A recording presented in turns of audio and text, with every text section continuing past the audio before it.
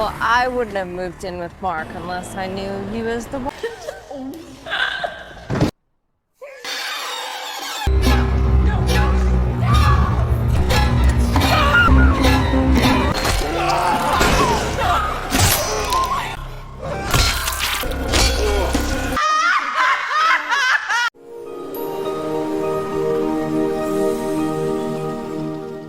Kisah pun dimulai pada tahun 1955, terdapat seorang wanita bernama Calvert, yang merupakan seorang model terkenal pada masanya, yang saat ini sedang menjalani sesi pemotretan bersama fotografer bernama Jack, yang terus mengarahkan Calvert untuk melakukan berbagai pose.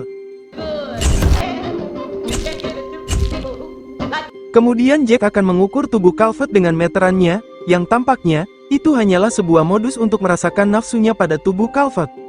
Bahkan ia meminta Calvert untuk berpose tanpa busana, namun Calvert dengan tegas menolaknya, dan hanya memintanya pemotretan pada umumnya.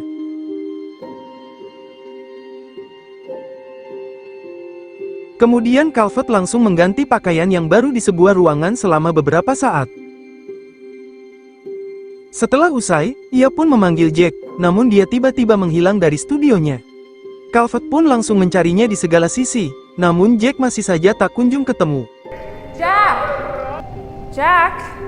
Jack! Merasa diabaikan, ia pun memutuskan untuk pergi dari studio ini. Namun secara mengejutkan, Jack tiba-tiba muncul di belakangnya.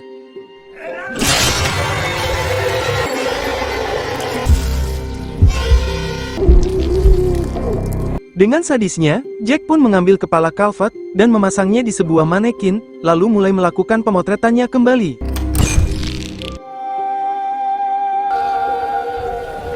Dan waktu beralih pada 70 tahun kemudian, yang dimana gedung studio ini masih berdiri kokoh. Dan pada saat itu, seorang wanita bernama Liana, bersama dengan saudaranya Sofia, yang merupakan seorang stylist busana, berencana akan menyewa gedung kematian ini untuk tempat kerjanya, dan pemilik gedung ini yang bernama John, menjelaskan seluruh spesifikasi lengkap gedung ini, yang sebelumnya sering ditempati acara pertemuan penting para model terkenal, untuk menjalani sesi pemotretan. Mereka tentu sangat senang mendengarnya. Apalagi gedung ini juga dilengkapi beberapa perabotan rumah, dan John mematok harga sewa gedung ini sangat murah, dibanding harga sewa gedung lainnya. Merasa beruntung, mereka berdua pun sangat bahagia bisa menyewa gedung ini, apalagi letaknya tepat berada di tengah-tengah kota. Lalu Sofia memberikan sebuah surat untuk Liana, yang merupakan itu undangan untuk datang ke acara Fashion Week pada akhir tahun di Italia. Liana yang mengetahuinya pun makin bahagia, dan tentu bisa makin banyak belajar berbagai hal tentang di dunia fashion. Liana sendiri kini tinggal sendirian di rumahnya, yang pada saat itu pacarnya bernama Peter, yang merupakan seorang seleb horor, datang untuk menumpang melakukan live streamingnya, dan Liana berencana mengajaknya untuk datang ke pesta lamaran kawannya nanti malam yang bernama Nadine.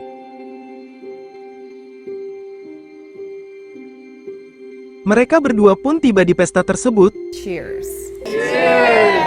Dan bersama-sama mereka semua menikmati pestanya, dengan ditemani satu kawannya lagi yang bernama Hazel. Lalu Nadine datang bergabung dengan mereka, bertanya tentang Liana yang diketahui telah menyewa gedung baru untuk tempat kerjanya, dan Sofia dengan antusias langsung menjelaskannya.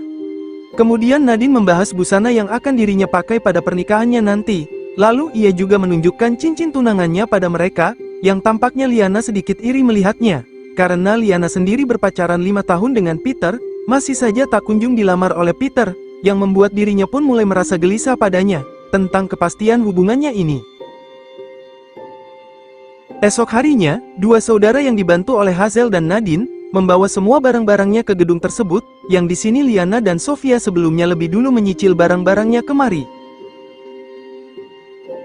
Hazel dan Nadine tampak terkejut melihat manekin tanpa busana yang berada di pojok ruangan, dan Sofia pun menjelaskan, jika manekin itu dari awal telah berada di gedung ini, tetapi bagi mereka cukup berguna, dan ia pun memberi nama Alice pada manekinnya tersebut. Di sini Liana menunjukkan boneka jarum pada Hazel, yang merupakan boneka kesayangan Sophie, apalagi boneka itu peninggalan dari ibunya. Setelah pekerjaannya selesai, Hazel dan Nadine pamit untuk segera pulang.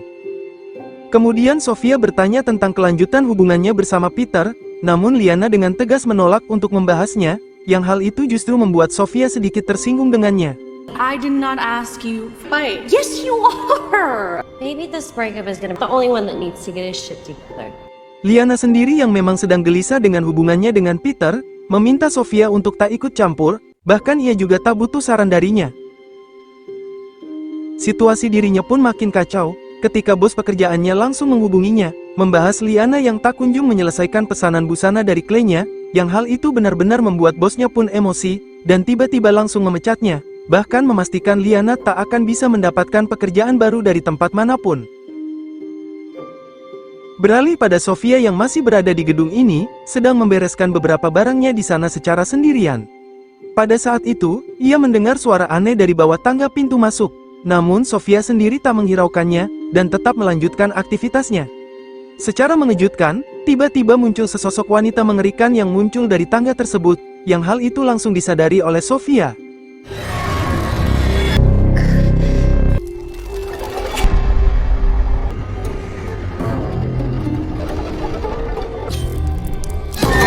Esok harinya, Liana mendapat telepon dari Nadine, bertanya tentang Sofia, yang dari semalam tak bisa dihubungi, bahkan saat ia mengunjungi gedung tersebut, gedung itu juga masih terkunci. Langsung saja, Liana menghampiri gedung itu, dan memanggil Sofia. Namun betapa mengejutkannya, ia melihat Sofia yang telah tergeletak matoi di lantai dengan penuh darah.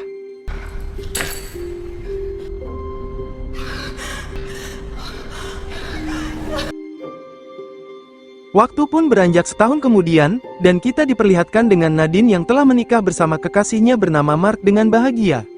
Sementara kabar Liana sendiri, semenjak kasus kematian misterius dari Sofia, Liana pun pindah ke Italia selama setahun, dan membiarkan gedungnya itu terbengkalai. Polisi pun menduga, jika kematian Sofia merupakan kasus bundir, jadi tak ada sangkut pautnya dari kejahatan seseorang. Setelah semuanya sudah aman, Liana kembali ke gedung itu lagi. Dan John kali ini telah memasang CCTV di sekitar gedung ini, untuk berjaga-jaga, dan Liana bisa segera menghubungi dirinya, jika ada masalah di sini. Liana sendiri sekilas masih teringat dengan kematian dari Sofia, yang sebenarnya membuat dirinya pun tak nyaman. Kemudian ia mulai mendengar suara aneh dari ruangan desain busana, dan setelah dihampiri, tiba-tiba muncul Sofia yang sedang duduk menjahit.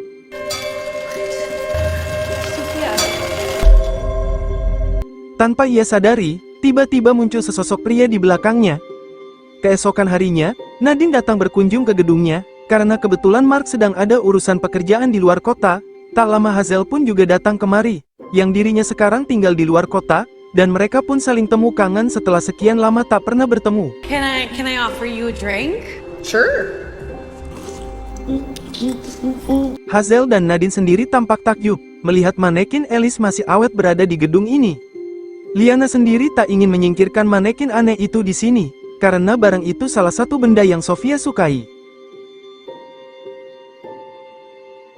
Kemudian Liana dengan semangat menceritakan tentang pengalaman dirinya selama tinggal di Italia, yang dimana dirinya kini telah diterima di Institut Kesenian Fashion terkenal di sana. Bahkan dirinya juga menyukai pijat refleksi dada ala Italia, yang dirinya benar-benar sangat menikmatinya. Anyway, moral. Milan. Yes! Yes! Yes! Mendengar ceritanya tersebut, Hazel sendiri tampak tak nyaman mendengarnya, karena kedatangan dirinya di sini untuk bertanya kesiapan Liana berbicara tentang kematian Sofia yang masih misterius. Saking kesalnya, Hazel menganggap, jika Liana sama sekali tak peduli dengan kematian saudaranya itu, bahkan tak pernah lagi memberikan kabar pada kawan-kawannya di sini, hanya fokus dengan karirnya saja. Nadine juga menambahkan, untuk apa Liana kembali datang kemari, di saat dia sendiri sudah cukup nyaman berada di Italia. Liana pun menjawab, jika ia masih ingin kembali meneruskan usaha stylist fashionnya di sini, dan juga agar gedung ini kembali terawat. Ia juga meminta maaf pada mereka berdua, karena telah menghilang tanpa kabar setelah kematian Sofia. Karena hari sudah malam, Nadine berpamitan untuk pulang, sementara Hazel akan menginap di sini untuk menemani Liana. Saat Hazel kembali ke gedungnya, tiba-tiba dirinya mendengar suara aneh lagi dari bawah tangga itu, dan ia pun mencoba untuk mendekatinya. Karena Liana memanggilnya, ia pun mengurungkan niatnya. Di sini Liana menunjukkan beberapa karya busana peninggalan Sofia yang belum selesai, dan dirinya bermaksud untuk meneruskan karyanya tersebut. Liana pun mengajaknya untuk memakaikan gaun karya Sofia pada Alice, dan menurut mereka, penampilan Alice mengingatkan dirinya pada Sofia. Kemudian mereka kembali mendengar suara aneh itu lagi, di sekitar ruangan ini, yang suaranya itu sama persis dengan suara yang ia dengar semalam. This scared the shit out of me. Di saat mereka sedang istirahat, Hazel yang sedang tidur dengan nyenyak, tiba-tiba dikejutkan dengan tetesan darah yang jatuh tepat di wajahnya.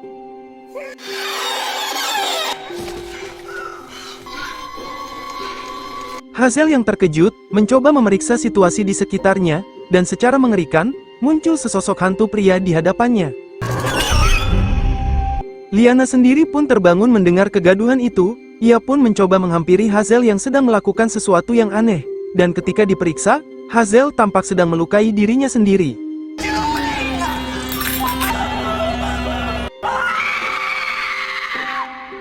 Liana pun membawa Hazel ke rumah sakit, bersama dengan Nadine yang menemaninya. Nadine mencoba bertanya apa sebenarnya yang terjadi pada Hazel, tetapi Liana hanya melihat Hazel tiba-tiba melukai dirinya tanpa sebab. Beruntungnya, luka pada Hazel tak terlalu parah, sehingga ia pun kini baik-baik saja, dan bisa kembali pulang.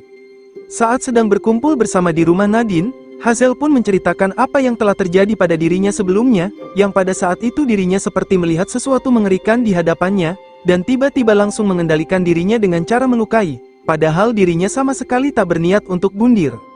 Nadine sendiri tetap menganggap Hazel mungkin sedang mengalami hal yang traumatis, yang tanpa sadari membuatnya ingin bundir.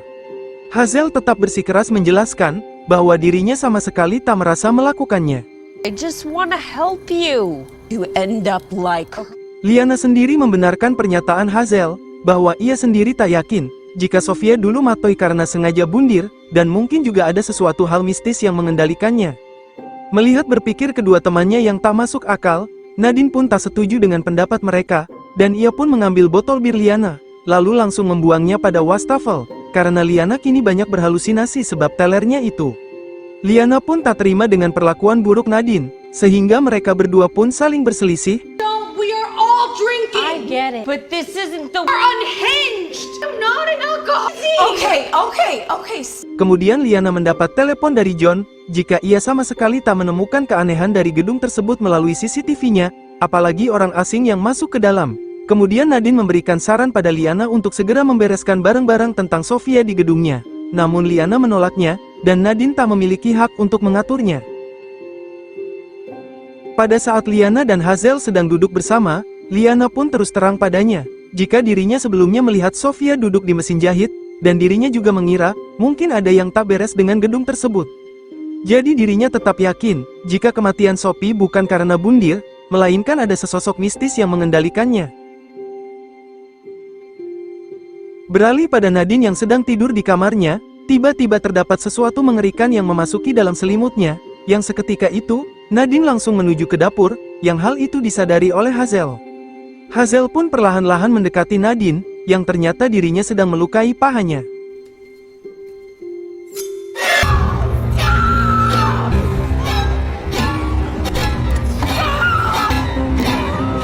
Di sini Nadine ternyata menjadi korban kerasukan selanjutnya, yang tampaknya sesosok itu masih ingin melukai Nadine, dan sesuatu mengerikan pun kembali terjadi.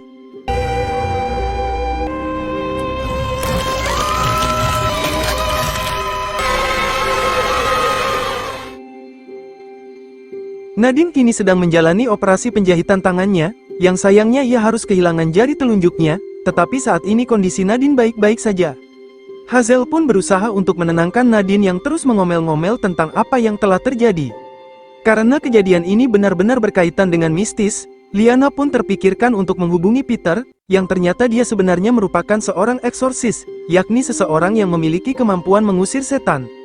Liana pun menjelaskan apa yang telah terjadi, dan setelah ditelusuri lebih lanjut, diketahui gedung itu pertama kali dibangun pada tahun 1923 oleh ayah Jack, yang awalnya gedung itu sebuah pabrik manekin. Lalu pada tahun 1950, Jack pun mewarisi gedung tersebut, yang akhirnya merubahnya menjadi tempat studio foto untuk pemotretan para model di sana.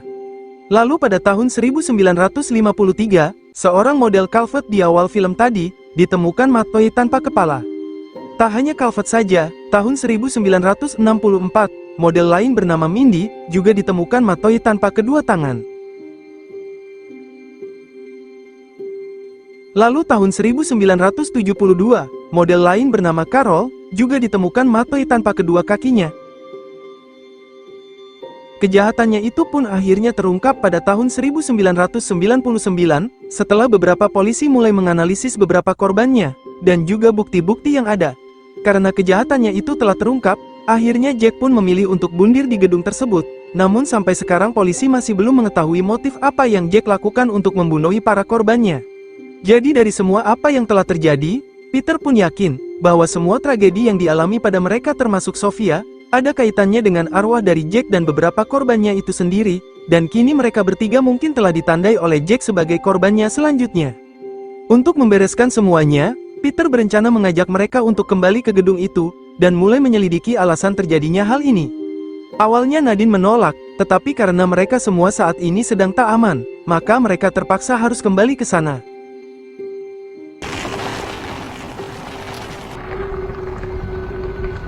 Untuk berjaga-jaga, Peter pun memberikan jimat pada mobil ini, lalu ia pun mencoba memeriksa kondisi di luar, dengan menggunakan ghost detector.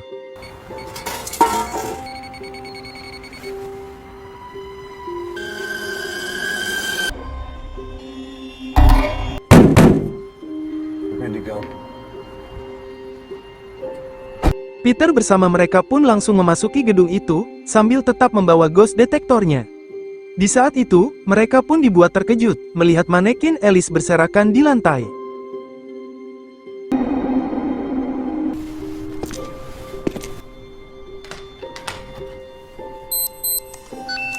Liana sendiri masih melihat darah bekas milik Hazel berada di lantai, yang membuat dirinya pun kembali teringat dengan kematian Sophie di sana.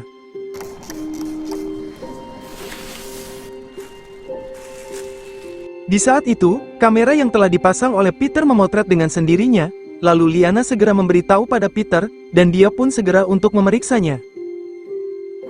Peter mencoba mulai berkomunikasi dengan arwah Jack, namun bunyi aneh itu kembali terdengar, dan sesuatu aneh pun mulai terjadi. Peter dengan tergesa-gesa mulai menaburkan air suci di sekeliling mereka bertiga, untuk menjaga mereka tetap aman, dan ia pun mulai memberanikan diri untuk kembali pada arwah tersebut.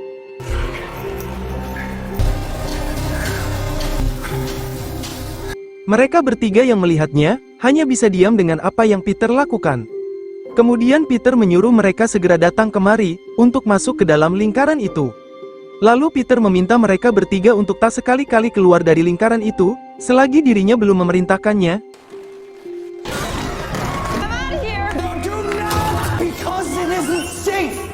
Di sini menurut Peter, jika sumber arwah tersebut berasal dari manekin Alice, dan ia pun mulai melakukan ritual pemanggilan arwah tersebut, dengan melukai tangannya. Lalu Hazel mulai mengucapkan mantra pada bukunya secara berkali-kali, untuk segera mengangkat kutukan mereka bertiga dari para arwah di sini. Oh, thank you, Lord Almighty God. Lift yourself and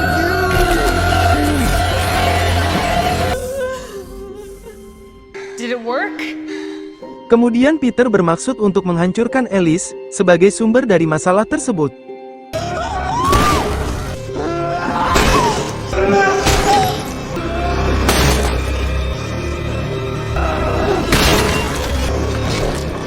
Setelah cukup hancur, Peter langsung memeriksa bagian dari Alice, yang ia pun benar-benar terkejut. Ternyata manekin tersebut terbuat dari tengkorak manusia, dan tanpa disadari, arwah Jack muncul di belakang Liana. Liana pun mulai berjalan-jalan menuju ke sebuah meja, untuk mengambil pisau, yang di sini Liana telah dirasuki oleh Jack.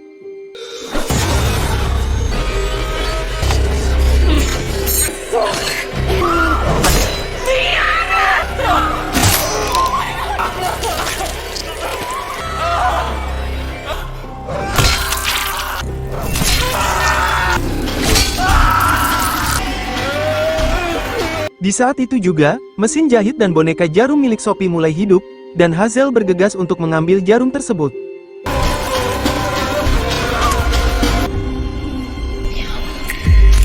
Akhirnya Liana telah tersadarkan, dan ia pun mulai histeris dengan apa yang telah dirinya lakukan pada Peter.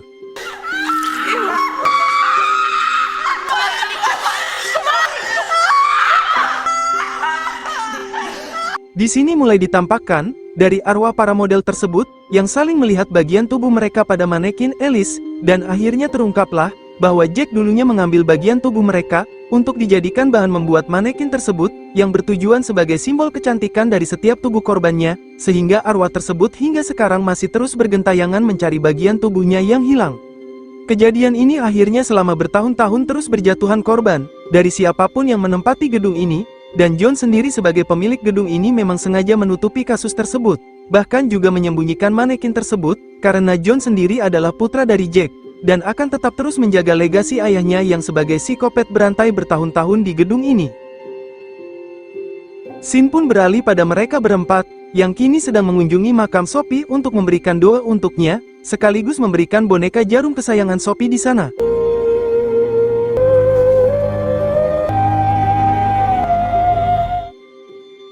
Kembali pada gedung tersebut, yang kini Liana telah meninggalkan gedung terkutuk itu, dan John pun kembali melayani calon penyewa baru pada gedung ini, yang dirinya juga telah memperbaiki manekin Alice, sebagai tempat kutukan dari gedung ini agar kembali berlanjut seterusnya hingga ganti generasi. Terima kasih sudah menonton alur cerita film ini yang berjudul The Mannequin. Tulis komentarmu tentang video ini. Jika suka dengan video ini, klik like, share, dan subscribe untuk mendapatkan notifikasi video terbaru selanjutnya, dan semoga kalian semua diberi kesehatan dan dilancarkan rezekinya selalu.